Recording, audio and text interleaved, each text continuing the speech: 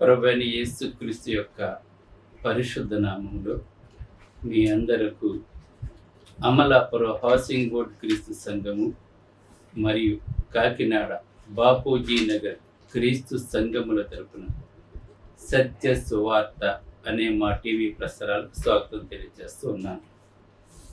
ఇవాళ ధ్యానాంశం ఏంటంటే వివాహము రెండవ భాగాన్ని తెలియజేస్తూ ఉన్నాను. దేవుడు నిశ్చయించిన వారితోనే వివాహం జరగాలి. సబెడింగ్ ఏంటంటే దేవుడు నిశ్చయించిన వారితోనే వివాహము జరగాలి. ప్రార్థన చేసుకుందాం. పరలోకమందున్న మా ప్రియ తండ్రి, పరిశుద్ధుడ, నీ పరిశుద్ధ నామమునకు స్తోత్రములు స్తుతులు తెలియజేస్తూ ఉన్నాను తండ్రి.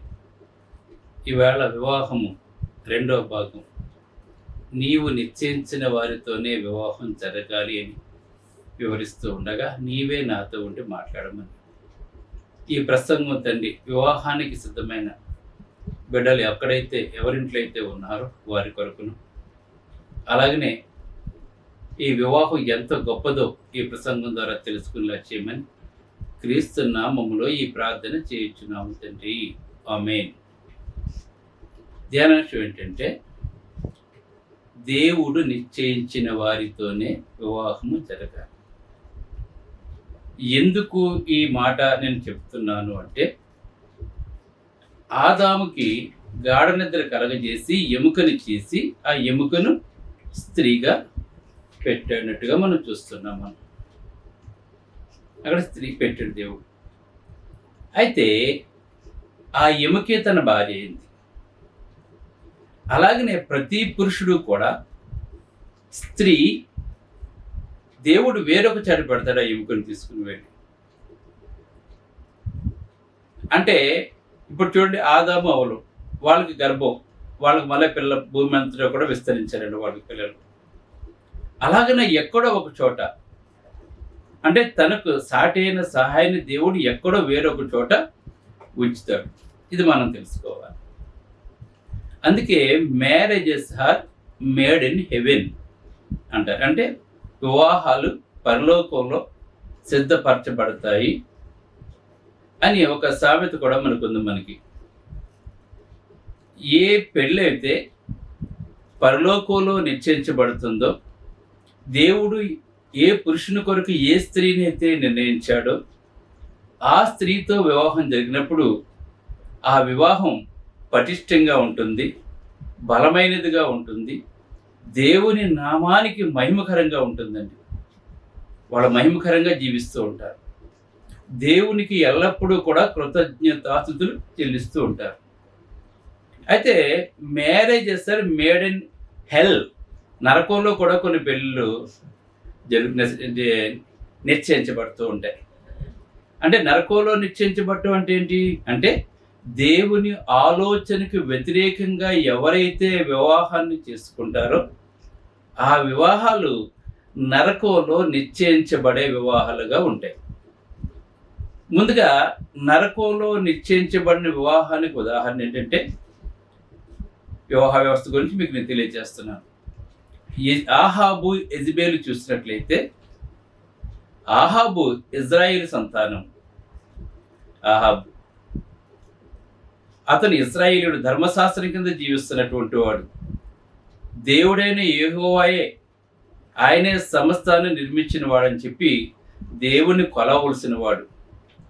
అయితే ఇక్కడ జరిగిన సంగతి ఏమిటి అంటే, ఆహాబు వివాహం దగ్గరకు వచ్చేటప్పటికి ఏం జరిగిందంటే, ఆహాబు ఒక అన్యరాజైనటువంటి వేరొక దేవుని ఎరగనటువంటి వారి రాజుతో తన కుమార్తె, అంటే ఇక్కడ చూడండి, వీళ్ళిద్దరు పేరెంట్స్ కూడా ఏం ఆలోచించారంటే, ఆహాబుకి ఫలానా రాజకుమార్తెని కనుక ఇచ్చి వివాహం చేసినట్లయితే ఆమె చాలా అందంగా ఉంటుంది కనుక ఆమెనిచ్చి వివాహము చేసినట్లయితే ఆ రాజ్యము మన రాజ్యము కలిసి ఉండొచ్చు, ఒకరినొకరు పరస్పర సహకారాలు ఉంటాయి, యుద్ధం అనే ఆలోచనే రాదు, పైగా లాభదాయకంగా ఉంటుంది అని ఆ పేరెంట్స్ ఆలోచించారండి.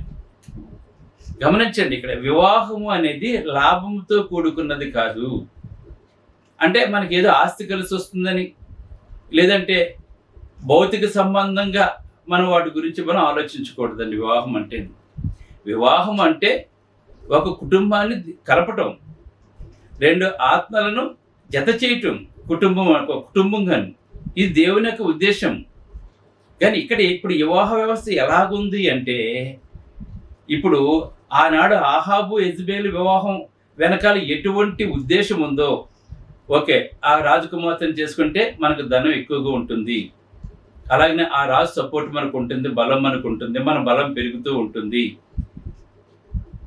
యుద్ధాలు ఉండవు. ఇటువంటి భౌతికమైన లాభాపేక్షతో వివాహాలు జరిపించకూడదండి. ఇలా చేయటం వల్ల ఏం చేస్తుందంటే, ఆమె ఎక్కడైతే విగ్రహారాధనగా చేసిందో అదే విగ్రహారాధన తీసుకొచ్చి ఇక్కడ ఏర్పాటు చేస్తుందండి. ఆహాబు తన భార్య చేతిలో ఏమైపోయాడంటే కీలుబొమ్మ అయిపోయి ఏమీ చేయలేని నిస్సహాయ స్థితికి వెళ్ళిపోయాడండి. ఎందుకు ఇలా జరిగింది అంటే, ఆ వివాహం వెనక ఏ ఉద్దేశం అంటే ధనాపేక్ష, లాభసాటి, ఇటువంటి ఆలోచనలు ఉన్నాయండి అక్కడ. అతను మనకు బలంగా ఉంటాడు కదా, ఇటువంటి దురాలోచనలు వివాహ వ్యవస్థలు ఉండకూడదండి. వివాహ వ్యవస్థ అంటే ఏంటంటే, దేవుడు ఎవరితో ఎవరినైతే నిర్ణయించాడో వారితోటే వివాహం జరగాలి. అది పరిశుద్ధ వివాహం, అది దేవుడు ఏర్పరిచిన వివాహం, అది ఘనమైన వివాహం. అది అలా కాకుండా ఇతడు కేవలం ఆమె చాలా అందమైనది, మాటగారితనం కూడా ఉన్నది, తన భర్త మాట చెల్లుబాటు కాకుండా అనేకమైన అక్రమాలకు పాల్పడటమే కాకుండా దేశంలో యెహోవాకు ఆరాధన చేయకుండా ప్రవక్తలు చంపించేసి తను పూజించే దేవతల్ని పెట్టేసి వాటికి యాజకులు కూడా ఏర్పాటు చేస్తుందండి. కనుక ఇద్దరూ కూడా భయంకరమైన మరణాన్ని అనుభవించారండి. వాళ్ళ సంతతి పూర్తిగా నిర్మూలన అయిపోయింది. కారణం ఏంటంటే లాభాపేక్ష. ఇప్పుడు కూడా ఏం జరుగుతుందంటే, ఆనాడు ఆహాబు యెజబెలు యొక్క వివాహం ఏ విధంగా అయితే జరిగిందో ఇవాళ కూడా వివాహ వ్యవస్థ దాని మీద ఎక్కువ డిపెండ్ అయి ఉందండి. వివాహం చేసుకునే అబ్బాయి మాట్లాడుతూ ఉంటాడు. ముందు అమ్మాయి చాలా అందంగా తెల్లగా ఉండాలి, ఫస్ట్ క్వాలిఫికేషన్. సన్నగా ఉండాలి, రెండవ క్వాలిఫికేషన్. ఇక మూడవ క్వాలిఫికేషన్ ఏంటంటే కట్నం బాగా ఎక్కువ ఇవ్వాలి, మూడవ క్వాలిఫికేషన్. 4 ఏంటంటే ఉద్యోగం చేయాలి. ఇందులో దేవుడు ఎక్కడున్నాడు చెప్పండి? అది లాభాపేక్షకు సంబంధించిందే కానీ వివాహ వ్యవస్థని వ్యాపార వ్యవస్థగా మార్చిస్తుందని సాతాను. ఇటువంటి ఆలోచన వచ్చిన ప్రతి తండ్రి, ప్రతి పెండ్లి కుమారుడు కూడా అది దేవుడు నిర్ణయించిన వివాహం కాదండి. దేవుడు నిర్ణయించిన వివాహంలో డబ్బు ప్రధాన పాత్ర వహించుతుంది, అందం ప్రధాన పాత్ర వహించుతుంది. ఇక్కడ భౌతికమైన ఆకర్షణ ఉండదండి, ఆత్మ సంబంధమైన ఆకర్షణ మాత్రమే ఉంటుందండి ఇక్కడ. ఇది మనం తెలుసుకోవాలి. ఈవేళ చూసినట్లయితే వివాహ వ్యవస్థలు ఈవేళ కోర్టులు చుట్టూ విడాకుల కొరకు తిరుగుతున్నారంటే దీనికి కారణం ఏంటంటే డబ్బు మీద డిపెండ్, ధనం మీద డిపెండ్ అవుతుందండి. ఈవేళ మా అబ్బాయి ఈవేళ ఫారెస్ట్ ఆఫీసర్ చేస్తారు, 2 ఎకరాలు అడుగుతున్నాడు. మా అబ్బాయి బ్యాంక్ మేనేజర్. కనుక చాలా సంబంధాలు వచ్చినాయి, 2 కోట్లు ఇస్తానన్నారు, 3 కోట్లు ఇస్తానన్నారు, కానీ పిల్ల పోలేదండి. ఇలా మాట్లాడుతున్నారు ఈవేళ. ఎప్పుడైతే దేవుడు ధనము ఒక చోట ఉండదండి, మీరు దేవునికి దోసులా లేదా సిరికి దోసులని దేవుడు అడుగుతున్నాడు ఈవేళ. మీరు దేనికి దోసులు? మీరు ఒక వరలో 2 కత్తులు ఎలాగైతే ఉండవో, ఉంటే దేవుడు ఉండాలి, లేకపోతే ధనం ఉండాలి. క్రైస్తవులు కూడా ఈ మధ్య కాలంలో ఎంత దారుణంగా ప్రవర్తిస్తున్నారంటే వాళ్ళు నిజంగా, నేను చెప్పాను పేరుకి ట్యాగ్ లైన్ మాత్రం క్రైస్తవులని. చాలామంది దేవుని వాక్యాన్ని ఎరగినటువంటి వారు, వాక్యానుసారంగా జీవించినటువంటి వారు ఎక్కువైపోయారండి వాళ్ళు. ఈవేళ చూడండి, ఒక పెళ్లి చేయాలంటే పెళ్లి కొడుకు కట్నం ఇస్తేనే, పెళ్లి కూతురు కట్నం ఇస్తేనే కానీ పెళ్లి కొడుకు పెళ్లి చేసుకోడు. వేళ వాళ్ళు ఇచ్చిన డబ్బుతోనే పెళ్లి చేసుకుంటాడు. ప్రతి తల్లి తండ్రి కూడా బిడ్డల్ని ఎలాగ పెంచాలి అంటే వాళ్ళ కాళ్ళ మీద వాళ్ళు నిలబడి బ్రతికేలాగా పెంచాలండి. అది క్రైస్తవ దేవుడు అదే చెప్తున్నాడు. అందుకే పాత నిబంధన కాలంలో ప్రతి పురుషుడు కూడా ఏదో ఒక చేతి పని నేర్చుకోవాలి. ఎందుకంటే ఆ చేతి పని ద్వారా ఒకరి మీద ఆధారపడకుండా బ్రతుకుతాడు, లేదంటే దొంగతనం చేస్తాడని చెప్పేసి ఒక సామెత ఉండేదండి. అందుకే బిడ్డలకు బ్రతకడం నేర్పించాలి ఫస్ట్. ఎవరో తెచ్చిన ఒక ₹1,00,00,000 ఆస్తి తెచ్చేస్తే దాంతో మనం బతికేయచ్చు, జాబ్ చేసేస్తే మనం ఇది కాదు ఆలోచన. దేవుడు ఇటువంటి దానికి వ్యతిరేకం అండి. అందుకే వివాహం చేసేవాళ్ళు ఏంటంటే ఈ డబ్బు చుట్టూ తిరగటం కాదని, చాలా కట్నాల దగ్గర చాలా సంబంధాలు పోయిన సందర్భాలు మనం చూస్తున్నాం. మనం లేదా ఏదో వంక పెట్టేలాగా, లేదా చాలామంది డైవర్స్ అయిపోయి తీసుకుంటున్నారు ఈ మధ్యకాలంలో. కానీ దేవుడు చెప్తున్నాడు, దేవుడు జతపరిచిన వారిని మనుషులు వేరు చేయకూడదని చెప్పినప్పుడు మరి ఎందుకు విడిపోతున్నారు? ప్రమాణాలు చేసి ఎందుకు ప్రమాణాలు తప్పుతున్నారు? దేవుని అవమానపరచడం లేదు. ఇవాళ మీరు చాలామంది వేళ దేవుని అవమానపరుస్తున్నారండి. వేళ డివోర్స్ తీసుకుని ఎందుకు డివోర్స్ తీసుకుంటున్నారు? దేవుడు ఏర్పాటు చేసిన వారితో కాకుండా మీ సొంత ఆలోచన చెప్పున మీరు వెళ్ళిపోతూ ఉన్నారు. అందుకే వివాహ వ్యవస్థ వేళ భయంకరంగా తయారైపోయింది. పూర్వకాలంలో చూసినట్లయితే ఒక 50 years బ్యాక్ కనుక చూసినట్లయితే సాధారణంగా తల్లిదండ్రులు వెళ్ళి చూసొచ్చేవారు పెండ్లి కొడుకుని కానీ పెండ్లి కుమార్తెని కానీ. వాళ్ళ వివాహం రోజునే చూసుకునేవారు తప్ప ముందు వాళ్ళు చూసుకునేవారు కాదండి. ఆ పేరెంట్స్ ఎవరినైతే చూచారో ఆ చనిపోయే వరకు కూడా వాళ్ళతోటే కాపురం చేసేవాళ్ళండి. అప్పట్లో వివాహ వ్యవస్థ అంతా పటిష్టంగా బలంగా ఉండేది. ఇప్పుడైతే నాగరికత పేరు చెప్పేసి వాళ్ళు ఇష్టం వచ్చినట్లు చేసేసుకుంటున్నారు ఇవాళ. కానీ ఎవరైనా సరే డబ్బుని ఆశించి వివాహం చేసుకున్నారంటే అది దేవుడు ఏర్పాటు చేసిన వివాహం కాదండి, ఎప్పటికీ కూడా కాదండి. ఇది మనం అందరం తెలుసుకోవాలండి. దేవుడు ఏర్పాటు చేసిన వివాహాలు ఎలాగుంటాయంటే బైబిల్లో మనకి ఇస్సాకు రెబ్కాల వివాహం మనకు కనబడుతుందండి. ఆదికాండంలో ఉంటుంది. ఇస్సాకు రెబ్కాల వివాహం అండి.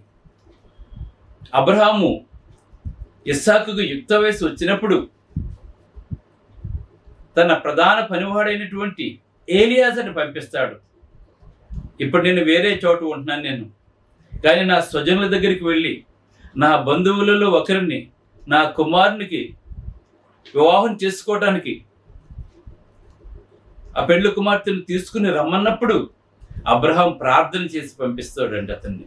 గమనించండి, ఒక కుటుంబం వివాహం చెయ్యాలి అంటే మొట్టమొదటగా దేవునికి అప్పగించాలి. తండ్రి, నా కుమారుడు వివాహానికి సిద్ధంగా ఉన్నాడు, తండ్రి వివాహం చేయాలనుకుంటున్నాను ప్రభా, గనుక నీవు నా బిడ్డకు సాటైన సహాయంగా ఎవరినైతే పెట్టావో తండ్రి, ఏర్పాటు చేసావో తండ్రి, ఎక్కడ ఏర్పాటు చేసావో నాకు తెలియదు కనుక నాయన నీ చేతికి అప్పగిస్తున్నాను. నువ్వు ఏర్పాటు చేసిన బిడ్డతోటే నా కుమారునికి వివాహం జరిపించు తండ్రి అని ప్రార్థన చేసుకోవాలి పేరెంట్స్. అలాగనే పెళ్లి కుమార్తె తరపున వారి తల్లిదండ్రులు కూడా మొట్టమొదటిగా ఏం చేయాలంటే, తండ్రి నా కుమార్తె వివాహానికి సిద్ధంగా ఉన్న తండ్రి, వివాహం చేయాలని చెప్పి అనుకుంటున్నాం. ఈ బిడ్డని ఎవరికైతే నువ్వు సాటైన సహాయంగా పెట్టావో తండ్రి, ఆ బిడ్డ ఈ ఎముక ఎక్కడైతే కలవాలో ప్రభా, కనుక నీవు అక్కడికే పంపించు తండ్రి అని చెప్పి ముందు దేవునికి అప్పగించాలి. ఆ తర్వాత ఏం చేయాలంటే సంఘమంతా కూడా ప్రార్థన చేయాలి. ఏం చేయాలి? ఇలాగా పలానా సంఘంలో ఉన్న పలానా బిడ్డ వివాహానికి సిద్ధంగా ఉన్నాడు కనుక సంఘమంతా కలిసి ప్రార్థన చేయాలి తండ్రి. ఆ బిడ్డ గురించి ప్రార్థన చేసినట్లయితే అప్పుడు దేవుడు తల్లిదండ్రులు చేసిన ప్రార్థన, సంఘమంతా చేసిన ప్రార్థన ఆలకించి ఎక్కడైతే ఆ బిడ్డ ఉందో అక్కడికి దేవుడు నడిపిస్తూ ఉంటాడు. ఆ బిడ్డను ఎవరో ఒకరి ద్వారా ఆ బిడ్డను పరిచయం చేస్తూ ఉంటాడు. కనుక ఇది విధానము. అలాగే ఇక్కడ అబ్రహాము కూడా ప్రార్థన చేసి పంపించాడండి ఎలియాజర్ని. ఒకవేళ మరి అక్కడ నాకు కుదరకపోతే పర్లేదు నువ్వు వచ్చేయమని చెప్పాడండి. అయితే పంపించిన వాడు కూడా నమ్మకమైనటువంటి వాడండి. అతను కూడా ఏం చేస్తాడంటే అతను కూడా ప్రార్థన చేసుకుని వెళ్ళాడండి. చూడండి, ఇక్కడ దేవుని యొక్క సంకల్పం ఎలా నెరవేర్చబడుతుందో మీరు ఒకసారి చూడాలి మనం. చూడండి, ఇతను అబ్రహాము ప్రార్థన చేసుకుని పంపించాడు. అలాగనే ఏలియాజరు కూడా ప్రార్థన చేసుకున్నాడు. అతను ప్రార్థన చేసుకుని వెళ్ళాడండి. అతను ఆదికాండం 24వ వచనం ఉంటుందండి. అప్పుడు అడుగుతున్నాడండి, పనివాడు అడుగుతున్నాడు, నా తండ్రి ఇంటి నుండి నేను పుట్టిన దేశం నుండి. అబ్రహాం తన పనివాంతి ఏం చెప్తున్నాడంటే, నేను ఎక్కడి నుంచి అయితే నేను వచ్చేసానో కనుక నా తండ్రి 7వ వచనం, నా తండ్రి ఇంటి నుండి నేను పుట్టిన దేశం నుండి నన్ను తెచ్చి నాతో మాట్లాడి నీ సంతానమునకు ఈ దేశం ఇచ్చేదని ప్రమాణం చేసి నాతో చెప్పిన పరలోకపు దేవుడకు యెహోవా తన దూతను నీకు ముందుగా పంపును, అక్కడ నుండి నీవు నా కుమారునికి భార్యను తీసుకుని వచ్చుదు అని చెప్పి. చూస్తారా పేరు ఎంత నమ్మకం వచ్చి అబ్రహాం. మరి నువ్వు వెళ్ళమంటున్నా నేను వెళ్తాను, అక్కడ ఎవరో ఎలాగో నాకు ఎలా తెలుస్తుంది, నాకు అక్కడ ఒక పట్టణంలోకి వెళ్ళమంటున్నాం, ఆ పట్టణంలో ఏ గ్రామంకి వెళ్ళాలి, ఏ ఇంటికి వెళ్ళాలి, ఒక అడ్రస్ అంటే ఇవ్వకుండా వెళ్ళి నన్ను సంబంధం తీసుకుని రమ్మంటే నేను ఎలా తీసుకురాను అని అడిగినప్పుడు, ఏ దేవుడైతే నాతో మాట్లాడినా ఇక్కడ తీసుకుని వచ్చాడో ఆ దేవుడే నీకు ముందుగా దూతను పంపిస్తాడని చెప్తున్నాడు. గమనించండి, ఇక్కడ ఒక వివాహం జరగాలి అంటే దేవుడు పనిచేయాలండి. ఇక్కడ మనకి ఈవేళ మనం దేవుని చిత్తం లేకుండా మన ఇష్టం వచ్చినట్టు వెళ్ళిపోతుంటారు. ఈవేళ ఇక్కడ నచ్చలేదు, అక్కడ నచ్చలేదు, ఇక్కడ నచ్చలేదు అని చెప్పేసి ఒక 20-30 సంబంధాలు చూసినా కూడా నచ్చడం లేదండి, ఏదో వంక పెడుతూ ఉంటారండి. అందుకే ఫెయిల్ ఎందుకు అవుతున్నాయి ఈవేళ? దేవునికి అప్పగించటం లేదండి. దేవునికి అసాధ్యమైనది ఏదీ కూడా లేదు, దేవునికి సమస్తమును సాధ్యమే. కనుక దేవుడు అందుకే చెప్తున్నాడు ఇక్కడ. అబ్రహాం చూడండి, ఆ దేవుడు తన దూతను నీకు ముందుగా పంపిస్తారని చెప్తున్నాడు. అంటే ఎంత నమ్మకం చూడండి. మనం కూడా ఎలాగే చెప్పాలి. మనం తండ్రి నీ దూతను ముందుగా పంపించి తండ్రి నేను వెళ్తున్నాను ప్రభు అని చెప్పి దేవుడిని అడగాలి. మనం అలాగ వెళ్ళిపోతున్నప్పుడు ఆ విధంగా వెళ్ళిపోయాడండి అతను. చివరికి అతను ఆ ఏ దేశం అయితే వెళ్ళమన్నాడో అక్కడికి వెళ్ళిపోయాడండి. వెళ్ళిపోయిన తర్వాత ఇప్పుడు ఎవరిని అడగాలి, ఏం చేయాలి, అతనికి అర్థం కావడం లేదండి. అప్పుడు దేవునికి అతను మోకరిల్లి తన ఒంటెలను కూడా మోకరింపజేసి అతను అడుగుతున్నాడు దేవుణ్ణి, ప్రభా తండ్రి నా యజమానుడు పంపించాడు ప్రభా, నేను ఇక్కడికి వచ్చాను తండ్రి, మరి ఇక్కడ ఎవరి ఇంటికి వెళ్ళను నేను, నా యజమానుని కుమారునికి ఎవరి భార్య నాకు ఎలా తెలుస్తుంది, ఎవరిని నేను తీసుకుని వెళ్ళాలి అని ఒంటెలను కూడా మోకరింపజేసి అతను ప్రార్థన చేసుకున్నాడు. దేవునితో ఒక తీర్మానాన్ని చేసుకున్నాడు. ఆ తీర్మానం ఏంటంటే, ప్రభా నేను నీళ్ళు అడుగుతాను, నేను ఎవరైతే అక్కడ ఒక బావి ఉందండి, అక్కడ అనేక మంది నీళ్లు చేదుకుంటూ ఉన్నారు, నేను నీళ్ళు అడుగుతాను, ఎవరైతే నాకు నీళ్లు పోస్తారో ఆమె నా యజమానుని కుమారునికి భార్య అని దేవునితో చెప్పుకున్నాడండి. గమనించండి, మనం ప్రతి విషయం కూడా దేవునితో చెప్పుకోవాలి. ఎందుకంటే దేవుడు ముందుగానే మనం ప్రార్థన చేసినప్పుడు ముందుగానే దేవుడు సిద్ధపరిచేస్తాడు, తన దూతను ముందుగానే పంపిస్తాడు. చూడండి ఎంత గొప్ప కార్యం చూడండి. అక్కడ ఆహాబు యెజెబెలు వివాహం చూసినట్లయితే వాళ్ళ చుట్టూ ఏముంది, లాభాపేక్ష ఉంది, ధనాపేక్ష కనబడుతుంది. వాళ్ళ మనుషుల యొక్క బలాన్ని కోరుకుంటూ ఉన్నారు. కానీ సమస్తాన్ని శాంతి దయచేయాలన్నా, బలం దయచేయాలన్నా, సమస్తము దయచేయాలన్నా అది దేవుడు చేయలేదు మనకి. ఇది మనం అందరం తెలుసుకోవాలి. అయితే అతను ప్రార్థన చేసిన తర్వాత లేచి వెళ్ళాడు. అక్కడికి అదే సమయానికి రెబ్కా నీళ్లు చేదుకోవడానికి వచ్చిందండి. అప్పుడు మిక్కిలి చక్కనిదని ఉందండి రెబ్కా. అక్కడ మిక్కిలి చక్కనిదని ఉందండి. ఆమె అందంతో పాటు చక్కటి గుణం కూడా కలిగినటువంటిదండి, మంచి మనసు కలిగినటువంటిదండి. చూడండి, మనం ప్రార్థన చేసుకుని వెళితే దేవుడు మనకి శ్రేష్టమైనవి ఇస్తాడు. ఇప్పుడు కూడా మనం వేళ దేవుని మీద నమ్మకంతో వెళ్లకుండా వాళ్ళ ఆస్తిపాస్తులు, వాళ్ళ బ్యాక్గ్రౌండ్, ఉద్యోగం చేస్తున్నాడా లేదా. ఇప్పుడు చాలామంది ఆడపిల్లలకి ఏంటంటే, తండ్రులకి ఏంటంటే ఉద్యోగం చేస్తే సరిపోతుంది, ఇంకేం అసలు వాడు మంచోడా చెడ్డోడా, వాళ్ళ మామగారు మంచోడా, వాళ్ళ అత్తగారు మంచోడా, సరే అవసరం వద్దండి. వెనకాల 4 డబ్బులు ఉండి ఒక ఉద్యోగం ఉందనుకోండి, మంచి అంతే, పెళ్లి చేసేట కళ్ళు మూసుకుని పెళ్లి చేసేది. ఎందుకంటే బ్యాంక్ సంబంధం, మంచి సంబంధం, లేదంటే ఇంకో సంబంధం అని చెప్పి చేసేస్తున్నారు. ఈవేళ చాలా తప్పండి అది. మనం కేవలం ఉద్యోగానికి మాత్రమే కాదని చూసుకోవటం. మనం అతను మంచివాడా కాదా, అతడు సరైన దైవభక్తి కలిగినటువంటి వాడా కాదా, తన భార్యను ప్రేమించగలడా లేదు, ఇవన్నీ కూడా చూడాలండి. ఇవి ఎవరు చూస్తారు? దేవునికి అప్పగిస్తే దేవుడే. ఇక్కడ చూడండి, ఇస్సాకు కొరకు ఎలియాజరు వెళ్ళాడు. ఆమె నిజంగా చక్కనిది. ఆమె బాహ్యంగానే కాదండి, ఆవిడ అందంలోనే కాదు, గుణంలో కూడా చక్కనిది. అటువంటి స్త్రీ కావాలండి. అయితే వెళ్ళాడు, నాకు కొంచెం నీళ్లు పోస్తావా అమ్మని అడిగాడండి. నీకు కాదు, నీకు మాత్రమే కాదు, నీ ఒంటెలకు కూడా నీళ్లు పోస్తున్నాను. చూడండి, ఒంటెలు ఎన్ని నీళ్ళు తాగుతాయో తెలుసా మీకు? పైగా ఎక్కడో ఎడారిలోంచి నడుచుకుంటూ వచ్చినాయండి, నీళ్ళు ఎన్ని తాగుతాయి, ఎంత ఓపికో చూడండి. తను అడిగింది తన కొరకు అడిగాడు నీళ్లు, కానీ నీ ఒంటెలకు కూడా నీళ్లు పోస్తానని చెప్పేసి. అక్కడ మనకులాగా తోడుకోవటం కానీ స్విచ్ చేసుకునేవి కాదండి. అప్పట్లో చాలా లోతైన బావులండి అవన్నీ కూడా. అక్కడ ఆ లోతైన బావులోంచి నీళ్లు తీసుకుని వచ్చి తన ఒంటరికి పోసింది. అప్పుడు నువ్వు ఎవరమ్మా అని అడిగినప్పుడు పలానా అని చెప్పినప్పుడు అక్కడికి వెళ్ళాడు. వెళ్ళిన తర్వాత చెప్పాడు, నేను పలానా చోటు నుంచి వచ్చాను. అబ్రహాము ఎక్కడి నుంచో వచ్చాడు, అక్కడికి వచ్చేసి అక్కడ సెటిల్ అయిపోయాడు. దేవుడు అక్కడ అతన్ని అక్కడ ఒక స్వాస్థాన్ని ఇచ్చాడు దేవుడు అక్కడ. కనుక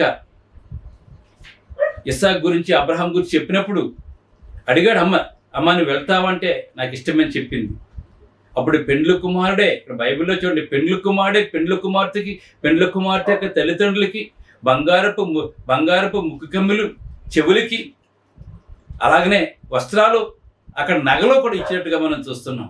ఇప్పుడు పెళ్లి కూతురు పెళ్లి కొడుకు ఇవ్వాల్సి వస్తుందండి ఇవన్నీ కూడా. కానీ బైబిల్లో ఇక్కడ చూసినట్లయితే పెండ్లు కుమారుడే పెండ్లు కుమార్తెకు పంపించాడు అన్నీ కూడా. అయితే చూడండి, అప్పుడు వెళ్తామన్నప్పుడు నేను వెళ్తానని చెప్పింది. ఆ విధంగా అతను తీసుకుని వచ్చాడండి.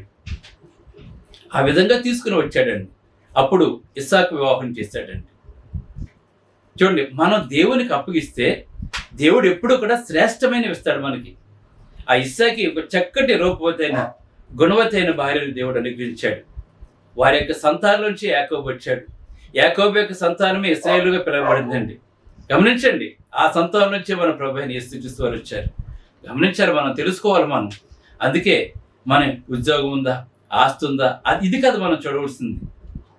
ఒకవేళ మనం ఏమడగాలి, తండ్రి నువ్వు ఎవరిని చూపిస్తే వాళ్ళే. ఆ ఫ్యామిలీ మంచిదైనప్పుడు, కుర్రవాడు మంచివాడైనప్పుడు, ఎందుకంటే దేవుని ప్రేమించే వారికి అనగా ఆయన సంకల్పం చొప్పున పిలవబడిన వారికి మేలు కలుగుటకే సమస్తము సమకూడి జరుగుతుందని ఎరుగుదామని చెప్పి మాట్లాడుతున్నాడు. దేవుల్లో ఉన్నవాడిని ఎప్పుడు దేవుడు విడిచిపెట్టండి. అబ్రహాముని ఎలా తీసుకొచ్చాడు, ఎలాగ ఆశీర్వదించాడు, యాకోబుని ఎలా వెళ్ళాడు, మళ్ళీ తిరిగి ఎలాగొచ్చాడు, ఇవన్నీ కూడా మనం తెలుసుకోవాలి. దేవునిలో ఉన్నవారు దినదినము వృద్ధి చెందుతూ ఉంటారండి. వాళ్ళు దినదిన మొదటి నీ స్థితి కొద్దుగున తుదకు మహాభివృద్ధి చెందుతూ వాగ్దానం చేశాడు దేవుడు. కనుక ఆస్తి అందమే కాకుండా గుణవతి అయిన భార్య దొరుకుట మేలు, అట్టిది ముత్యము కంటే శ్రేష్టమైందని చెప్పి విలువైందని చెప్పి సామెతలు తెలియజేస్తుంది. ఈవేళ గుణవతి అయిన భార్యను చూడలేదండి. అందముందా, ఆస్తి ఉందా, కట్నం ఎక్కువిస్తున్నారు, ఇవే చూస్తున్నారు. కనుక ఇవి నిజమైన అలంకరణలు కాదండి. అందుకే భార్య దొరికిన వారికి మేలు దొరికిందని చెప్పి మాట్లాడుతున్నాడు. కానీ ఇలా రెబ్కా వంటి భార్య పెండ్లు కుమారుడు కోరుకోవాలి. కానీ ఇవాళ ధనాన్ని, ఆస్తిని, కట్నాల్ని ఇవన్నీ చూసుకుని వాళ్ళ సంసారాన్ని నాశనం, ఎందుకంటే మనుషుల చేత జరిగిన వివాహం కానీ దేవుడు ఏర్పాటు చేసింది కాదు. కనుక అందుకే దేవుడు నిశ్చయించిన వారితోనే వివాహం జరిపిస్తే ఆ బంధం గట్టిగా ఉంటుంది. ఆ బిడ్డలు బలమైన వారుగా ఉంటారు. ఆ బిడ్డల వలన కుటుంబానికి, సంఘానికి, దేవునికి మహిమ కలుగుతుంది. ఒక కుటుంబాన్ని దేవుడు ఎందుకు ఏర్పాటు చేశాడంటే దేవుని కృపామహిమకు కీర్తి కలగటానికి. కనుక ఇది వివాహ వ్యవస్థ ద్వారా జరుగుతుంది. కనుక దేవుడు ఎవరితోటైతే ఏర్పాటు చేస్తాడో వాళ్ళతోటి వివాహాలు చేయండి. దేవుడు మాట్లాడినంత డబ్బు మాట్లాడుతుంది వేళ. కనుక కట్నాలకి ఒకవేళ పెళ్లి కుమారుని యొక్క తల్లిదండ్రులు వాళ్ళు నిజంగా స్తోమత కలిగిన స్థితిమంతులు అయితే వాళ్ళు ఇస్తారు, తీసుకోండి. కానీ ఎంత కట్నం ఇస్తే పెళ్లి చేసుకుంటాం, ఎంత కట్నం ఇస్తేనే పెళ్లి చేసుకుంటాం, ఎంత భూమి ఇస్తేనే పెళ్లి చేసుకుంటాం, లేకపోతే పెళ్లి చేసుకోమంటే అది దేవుడు ఏర్పాటు చేసిన సంబంధం ఎప్పటికీ కాదండి. అది దేవుడు ఏర్పాటు చేసిన సంబంధం కాదు. మీరు కలుపు అది అటువంటి నిలబడవండి. అటువంటివి వాటి మధ్యకి సాతాను వచ్చేస్తుంటారండి. వాడు మీకు దేవుడు అవసరం లేదు, మీకు అవే కోరుకుంటున్నారు. కనుక మీరు అలా కట్నాల మీద ఎప్పుడు కూడా డబ్బు మీద, కట్నాల మీద అటువంటి మాటలు అడగండి. వాళ్ళు ఇస్తే తీసుకోండి అంతే. వాళ్ళు ఉంటే వాడు ఎంత ఇస్తే తీసుకోండి, తప్పు కాదు. అది కానీ డిమాండ్ చేశారు అంటే అది క్రైస్తవ వివాహం కాదు, అది క్రైస్తవులకు తగదు.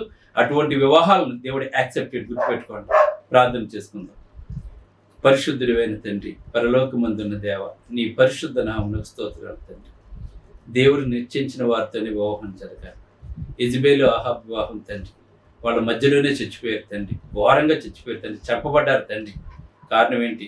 ధనాపేక్ష తండ్రి. ఆ వివాహం చుట్టూ కూడా ఆస్తి ఐశ్వర్యాలు, ధనం చుట్టూ, లాభాపేక్షల చుట్టూ తిరిగింది తండ్రి. అయితే రెబ్కా ఇస్సాకు అలా జరగలేదు ప్రభు. గుణవతి అయిన భార్య దొరికింది తండ్రి. నువ్వు ముందుగా సిద్ధపరిచావు తండ్రి వారి తండ్రి. అలాగే వివాహాలు చేస్తూ నీ చేతకు అప్పగించి ఇటువంటివి ఏమి కూడా భౌతిక సంబంధమైన వాటి చూడకుండా తండ్రి, గుణవతియా కాదా ఇది చూసుకోవాలి. అబ్బాయి మంచివాడా కాదా, దేవుళ్ళు ఎదిగాడా లేదా, దేవునితో ఉంటున్నాడా లేదా, ఇది మాత్రమే చూసుకోవాలి ప్రభు. అటువంటి వివాహాలే స్థిరమైనవి కానీ, నిజమైనవి కానీ, నీకు ఇష్టమైనవి కానీ, నిన్ను గణపరిచేవి కానీ ఉంటాయి కనుక వివాహస్థ 2వ భాగం చెప్పాను తండ్రి. మరికొన్ని భాగాలు చెప్పబోతుండగా నీవే నాతో ఉండి మాట్లాడి అనేక మంది ప్రసంగదారులకు మార్పు చెందేలా చేయమని క్రీస్తులను అడుగుకుంటున్నాను తండ్రి. ఆమేన్. మీ అందరికీ వందనములు. బ్రదర్ జార్జ్ రాజు వారా, church of Christ, housing board, Amalapuram, near KIMS medical college, Konaseema district 523201. Mobile number 9848730355, 9293317487. Email ID georgerajuvara@gmail.com. Website www.helpingforpoor.com.